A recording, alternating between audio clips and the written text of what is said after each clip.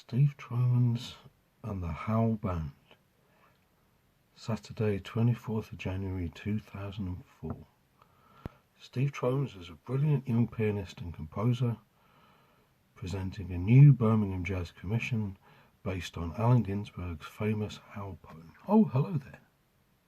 I'm just reminiscing, looking back at an old programme from the Birmingham Jazz series at the CBSO Centre 2003 to 2004. Now, why on earth am I doing that? It's because this year, next month in fact, the 24th of March 2024, we are revisiting my Howl project, which was premiered 20 years ago at the CBSO Centre. As I was reading out, it was a commission for Birmingham Jazz, and since then it's actually been performed in various festivals and venues in the UK, and we've always enjoyed doing it. Now, who is we?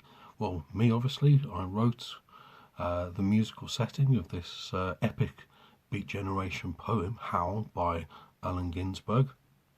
If you've not checked it out before, it's freely available online, or grab yourself a copy of the collection itself. Well worth a read. It was first performed, part one of Howl by Allen Ginsberg was first performed by him in 1955, and then the full four-part poem was eventually published the following year in 1956. My musical setting was originally for 9 musicians. That's 2 saxophones, piano, bass, electric guitar, keyboard sampler, 2 drummers and a narrator.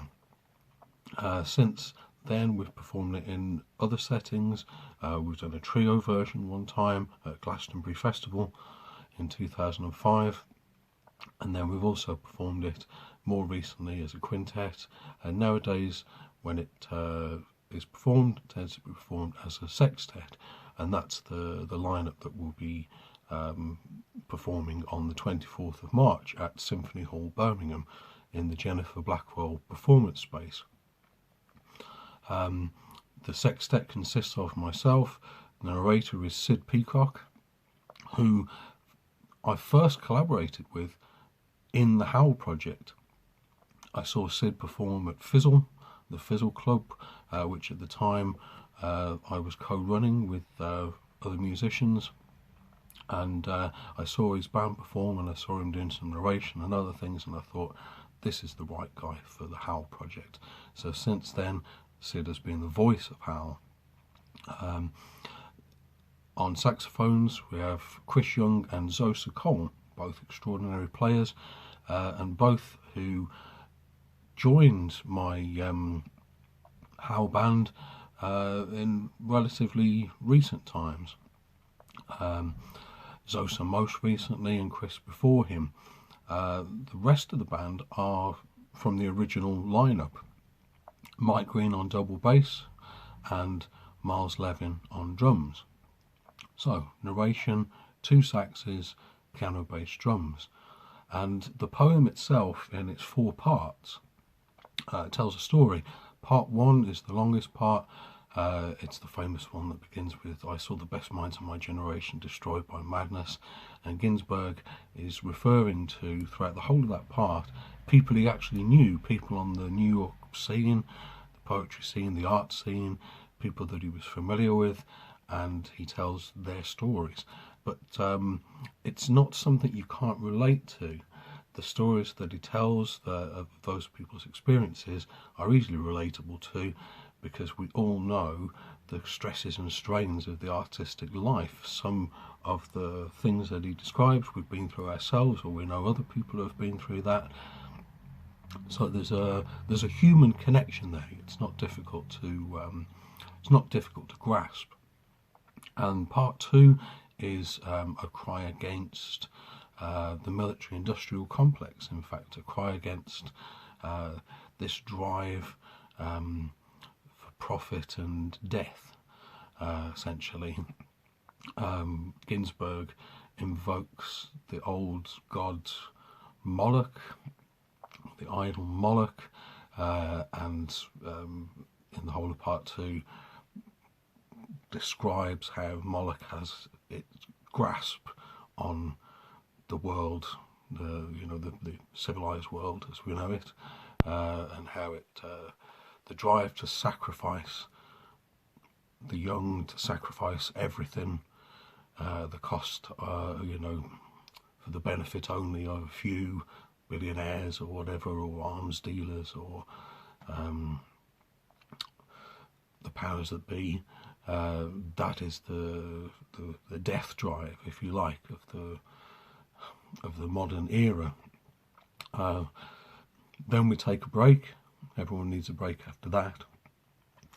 And then in the second set, part 3 is dedicated to Carl Solomon, who Ginsberg actually dedicated the whole poem to. It's a friend of Ginsberg's who at that time was in a mental asylum. And it's a very touching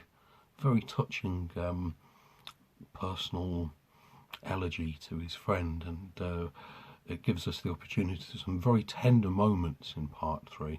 And the final part is called Footnote to Howl, and it's the inverse of the Moloch section. So it's the total opposite of part 2.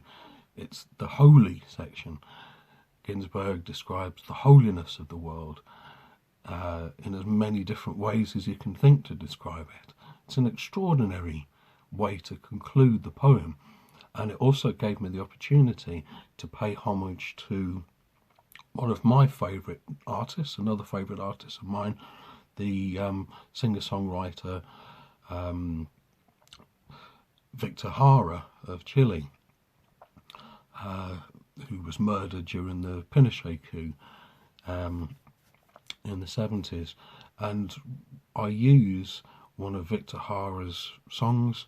The band plays it in accompaniment to Sid reading A Footnote to Howl, and the particular song that we use is called The Right to Live in Peace.